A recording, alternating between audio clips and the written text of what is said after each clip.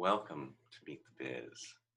I, as many people are on Facebook, on the internet, and I was on Facebook the other night, actually last week, and came across this woman that I've seen in concert before.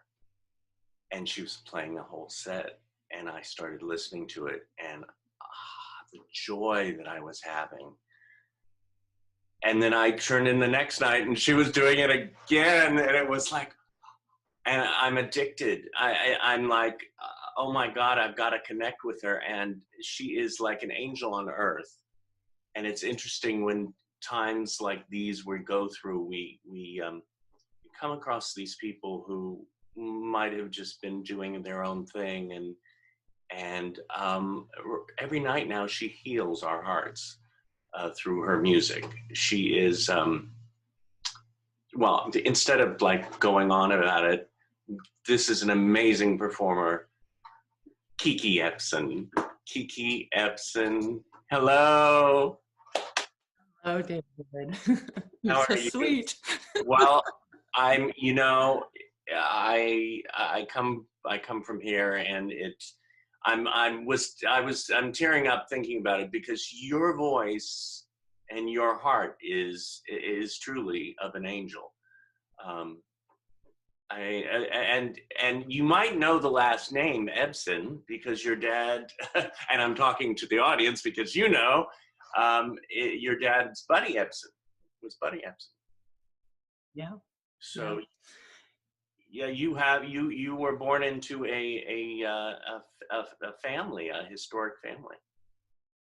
I was. And it's, had its good things and its bad things. Right. But it was overall, from my perspective now, it was an extraordinary opportunity, an incredible life experience.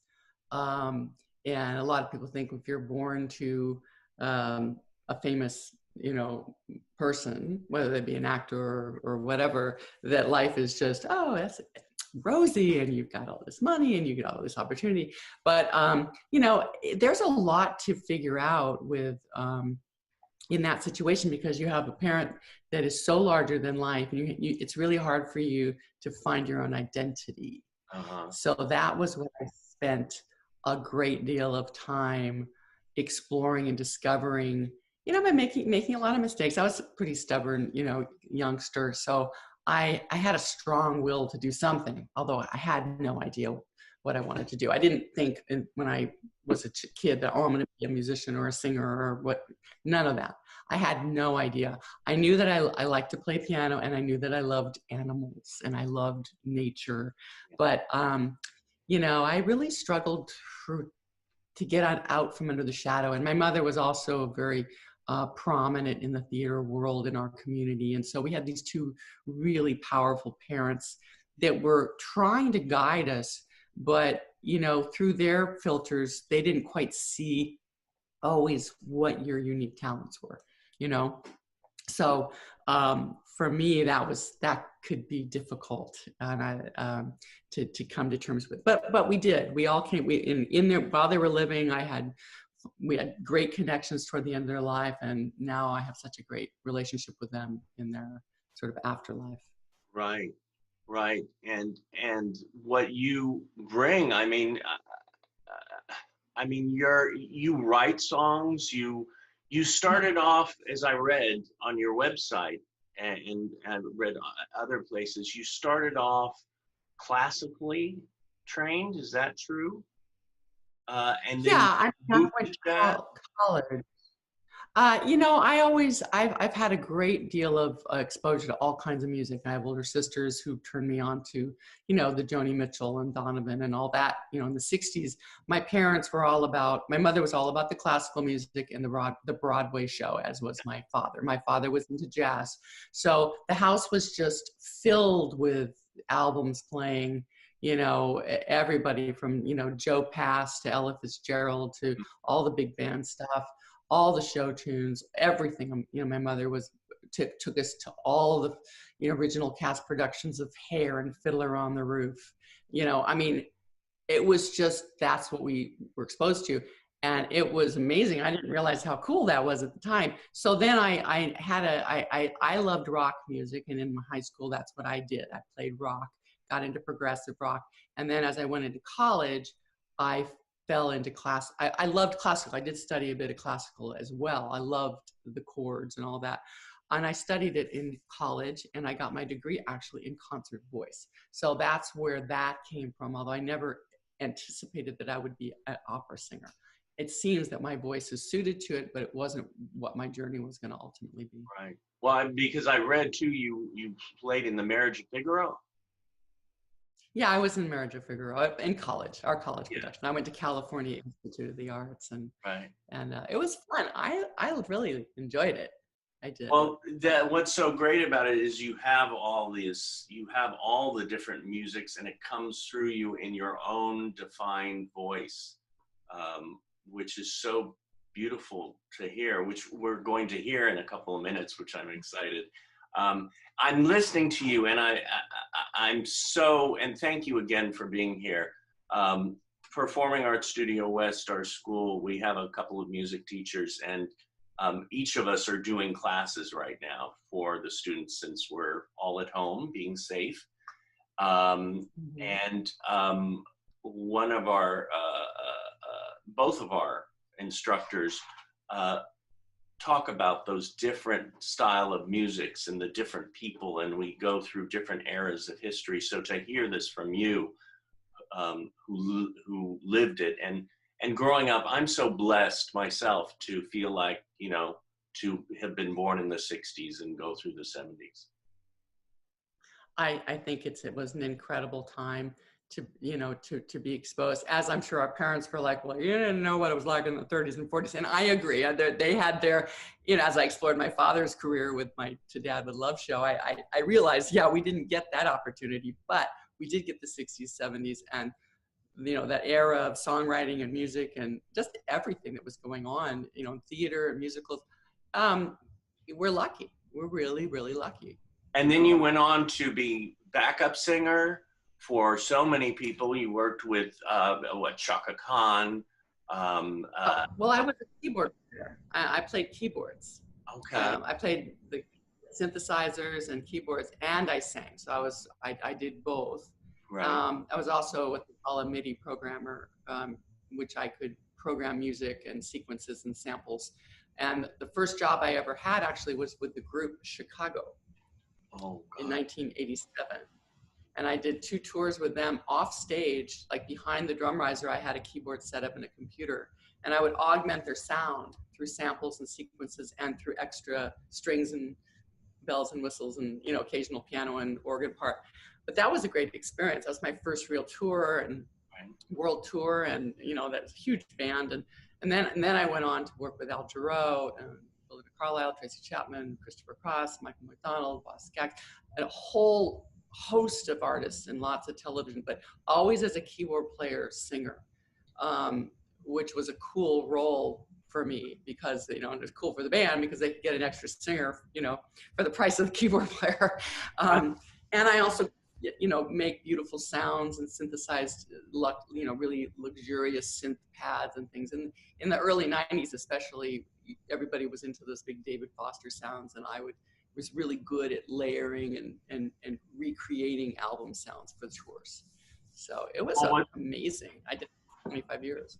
Wow. And to have both of that, to be a singer and a keyboard player, gave you not double trouble, but they loved it. No, a double threat, in a way, a triple threat with the programming ability, because it wasn't like I could just press a button. I actually knew how to program the sound, and if somebody wanted a little more of this or that in that sound, I could do it. Otherwise, you'd need a keyboard tech to come in and make the sound. But I never considered myself a singer. I know that sounds funny. I'm absolutely not crazy about my voice at all. I wanted to sound like, I wished I could have sounded like Ann Wilson from Heart. Now there's a singer, to me, she was the ultimate. Yeah. So it took me years to discover my voice and really become friends with it, because there's so many different colors. I didn't know how to use it properly. Well, I don't say that. I didn't quite know how to access all the colors. I would either sing one way or another way or try to imitate somebody. And it just was frustrating to me for years. I mean, Right. years. Yeah. So only in the last probably 6 years have I started to go, oh, wow, that's really pretty. Or now I know how to sing a certain way to bring out the quality. I can hear it now. I mean, that's the question. How did you access the colors? How did you find the colors within you? Ironically, it was when I really started to study jazz as a vocalist. And that was about 6 years ago. Not my style is jazzy, so I've been considered a jazz artist for decades, but I never really felt like one.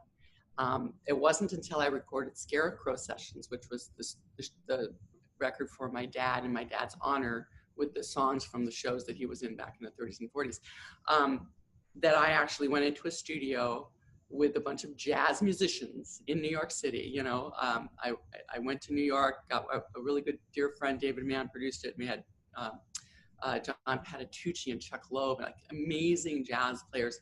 And I just sang. I didn't even play. Because I'm not a jazz player. I play singer-songwritery, but I had real cats, Yeah.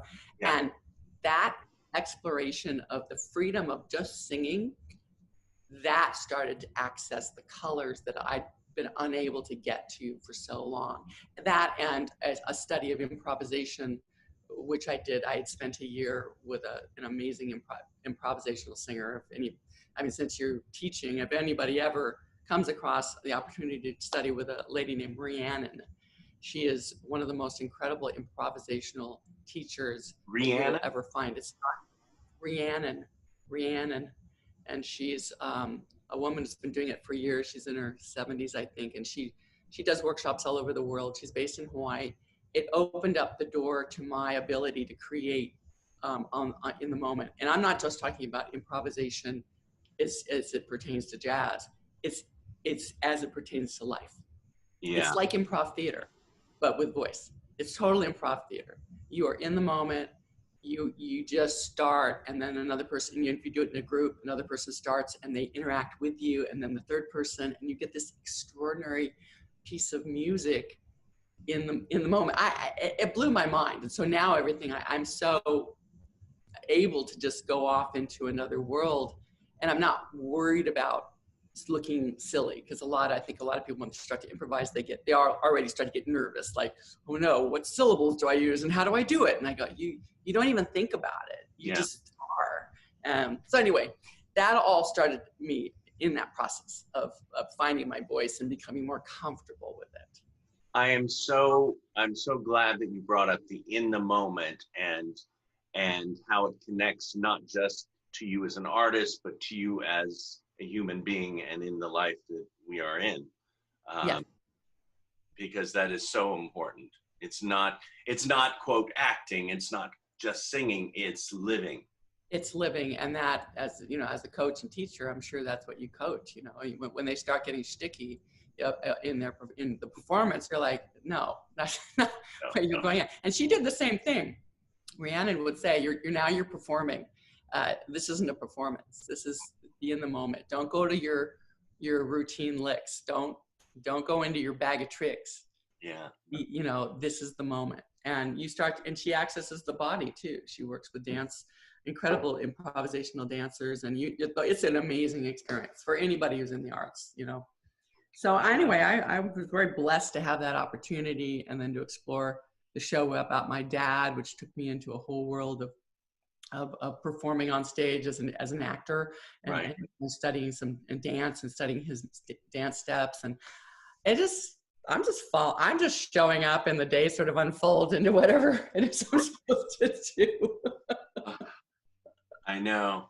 But, and as you're doing that, you're healing others. The other night, like I mentioned, I was online, and I did one of those watch parties, and I added like 20 people, and more people even showed up just because I posted it. And I got comments from friends who live like in Northern California, in like New York, and they're all like, oh my God, some have heard you before, some haven't. So it was like, what you're doing is amazing. And you're here to sing one or two songs today? Yeah, I'm happy to. I love it. Well, everyone, Kiki Ebsen. Here we go. Here we go. All right, these are two of my songs. And this first one is called Love Wait for Me.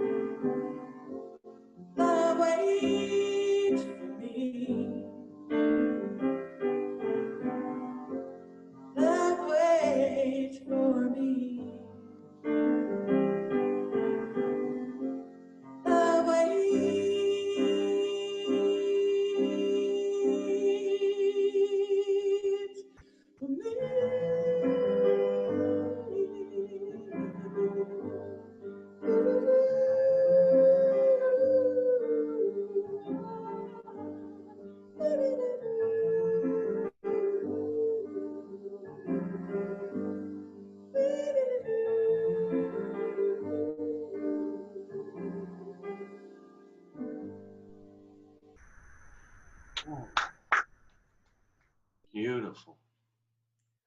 Beautiful. Yeah, that's one of my favorites. Well, I resonate with them all, but that one really heals me when I sing it. It's like a dear friend. And I wrote that, I wrote that, and I don't know if you, what, in one of the shows I talked about, my husband and I are married for the second time. Mm. And that was a song I wrote when we were separating for the first time. Ah. So I had a lot of hope, but a lot of sadness in it too. And we both had to go on separate journeys for about 5 years. And then we came back and started dating again and remarried just about 3 years ago. Ah. So it's interesting, I live my art, Yeah, yeah. And to listen to that, I was just again entranced by you. And after hearing how you do come from the moment, I felt it. And that's, as an audience member, I feel that's what makes you so different than some people who just perform and sing, because you are so connected to what you do. It connects us and makes us feel it. Oh, that's cool. Thank you. It's been great for me to do all these shows because I throw it all out there, and sometimes I mess it up and have to stop and start again. And it freaked me out at first, and then I went, you know what? This is life, and to be brave enough to just do it. I mean, we're all so hard on ourselves. And Yeah. I'm the first one. I mean, I am so hard on myself. I'm such a perfectionist. It kills me to make a mistake, especially if I'm playing for people. Yeah. But it's so real and honest. And if you can't get over being afraid to make a mistake, you'll never be brave enough to be in the moment. Right. Over rehearsed, and you'll never have that. And even that won't help you. I could play the same song 10 times, and the 11th time I could still make a mistake. So you kind of have to get over the perfectionistic part of performing in order, I think, to really shine out as a performer. Yeah, we hear that, oh, we have to be perfect, but truly being perfect is being imperfect. Because we're not perfect. Right. And I have to say, my dad was brilliant at being imperfect. He would wing it all the time, and he'd get it right or not, and I always loved watching him just be himself, and the audience just adored him no matter what he did. I mean, they adored him. And so I have a really warm feeling about, my dad as a performer, and being able to watch him from the wings sometimes, and just go, wow. Right. He's an artist, man. He's good. Well, to watch him on TV growing up, watching the Beverly Hillbillies, watching Barnaby Jones, I mean, he seemed like such an amazing man. Yeah. I mean, he was a stoic man. He was, Danish and German. Right. They didn't talk about their feelings much, but I see what he was trying to do. Like, if I didn't get it when I was 17, I get it now. I got it. I got it down. I love when we learn later, or sometimes we get messages later. And I think there are messages there, and I encourage everybody to who've lost their parents, or just are feeling that tremendous loss. I mean, you're going to see them all over your life if you just take a deep breath and exhale. They show up in incredible ways. Mm. You want to hear another? Oh, do I? Of course. Oh my God. Here we go. I love it. This is a relatively new song. It's coming out on a record I'm putting out this summer, and I like it because it's the peace out. It's the quiet after the storm. It's the peace we're looking for, and the harmony that we strive for. But even with harmony, there has to be discord so that we can have harmony. So it's all the yin yang. It's called peace harmony. Mm.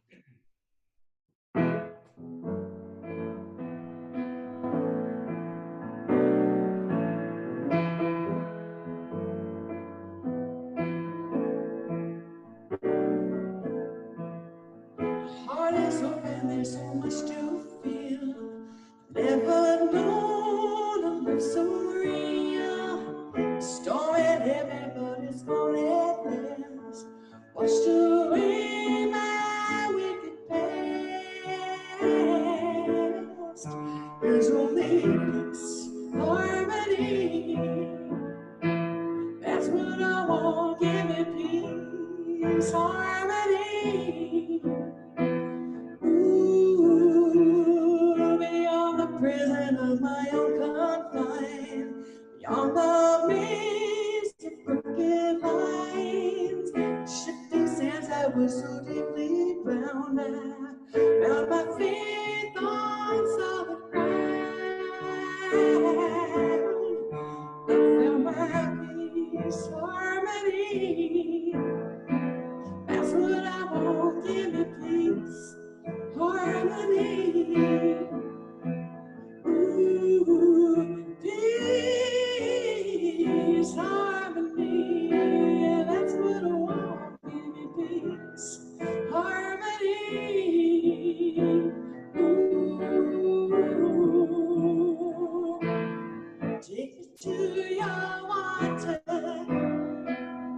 Won't you lay me down? Take me to your water.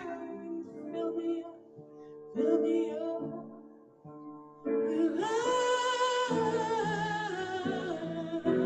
Hey.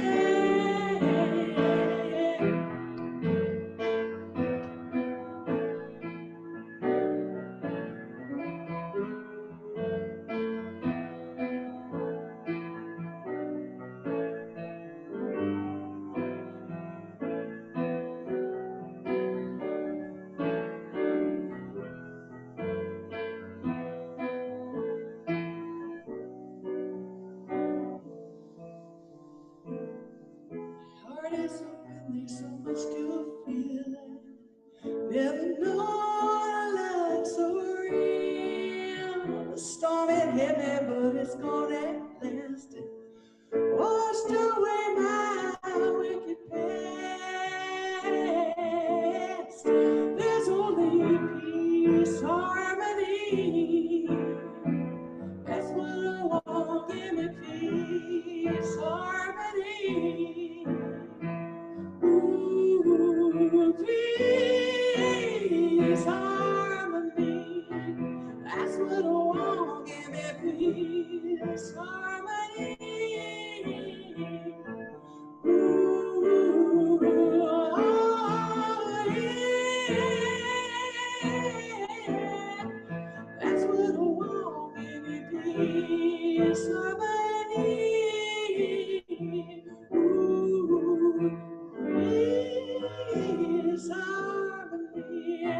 That's what I want. Give me peace, harmony. Oh, yeah. Give me peace and harmony.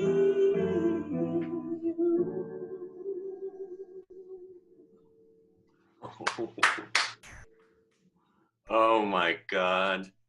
Oh my God. What, I mean, you know, when you go to a really good movie or a really good concert and you're sort of speechless afterwards because it's just like you're taking it in. Aw. I mean, I can imagine what each song inspires you. I could see you just breathe in and it just comes out. Is that how it works for you? Yeah, you know, yes, and especially if I allow it to. I mean, you know, sometimes there are situations where you feel on the spot or you get nervous. You know, your nerves will take over. I mean, it happens. But I've been able, I've really been able to handle a lot of that through breathing. And I do yoga. So yoga involves a lot of breathing techniques. And when you really, you know, can control your breathing and breathe in and out and take in as much air, and you start to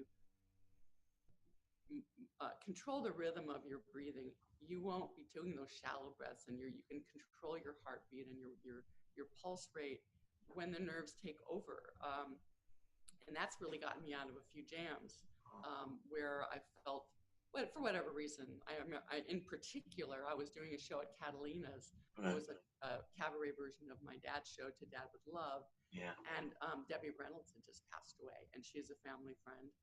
And it was just 2 days after Carrie Fisher had died. And so we were dedicating the show to her that night. and my brother, who does the show with me, the multimedia part, you know, put a big frame up there. And I just felt like this show is going to be important to this audience, because the show is about connecting with your parents after they passed away. Right. And since now Debbie was involved, I felt this big responsibility, you know, to do a good performance. But that pressure it was undue pressure for me. So I just sat and I was just did this breathing thing for about 5 minutes and got really focused and really centered and went on stage and just went and did it, you know, stayed in the moment. Yeah. It's nothing, if you get pulled off focus, that's where it all gets a little bit, you know, hazy. Right. And it's interesting how, you know, you're talking about performing and also you're creating the creation of a song is the word that you used, which I love, is allow. You allow it to happen and the creativity to happen. And that is that's something I do because, you know, I work with horses. I do natural horsemanship, and I teach it, and I have a little herd of rescued horses. That's like my daytime thing. Oh, how wonderful. And the allowing, you know, putting the pressure on the horse and then allowing them to do the thing that you've asked them to do is what the goal is. It's not the pressure to do something. It's the pressure only motivates the action. The allow is what completes the action. Yeah. So I take it into my life, you know, and obviously when you do the singing part, it's exactly so. The problem is it's a leap of faith. You know, if you allow something to happen, I'm not controlling it. You know, it can't go well, you know, but it could. But you could fall off the wire too. So that's the chance you take every time you stay in the moment. Yeah. You may blank. It happens. But more often than not, you'll have brilliance, I think. Genius. More moments of genius than anything else. Yeah. And I noticed too, a lot of times when I have blanked in the middle of a scene or whatever or a song, it's because you're so in the moment that you're like. Totally. So I'm the queen of making up lyrics. Oh my God. I'm always like, whoa, well, that was an interesting choice of words. But I'll just keep going unless it's a complete train wreck, and then I'll stop and say, okay, the song deserves a little more than that. But I rewrote my own song there. But you know, it gives me great joy to watch the greats like Ella Fitzgerald make up lyrics on the spot, and Joni Mitchell.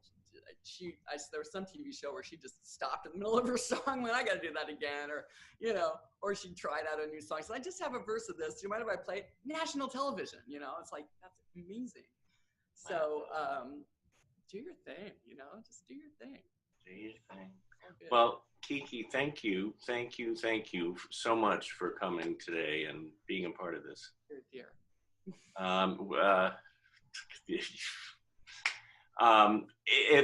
What's your website again, so people can go to your website? Kiki Ebsen, KikiEbsen.com. It's KIKIE, B as in boy, SEN.com. And there you can access everything. My music, I have records, I have the live streams I'm doing now, live shows, hopefully starting in May, at the end of May. I start my shows in Southern California. I do Joni Mitchell, I do my own show. Yeah, please come and connect with me. Join my email site. Come watch us on Facebook too, every night. Every night. Over. Well, I look forward to that, as well as seeing you live again in person. Thanks, David. Stay well and safe, and sending love to your family. Thank you. You as well. Thank you.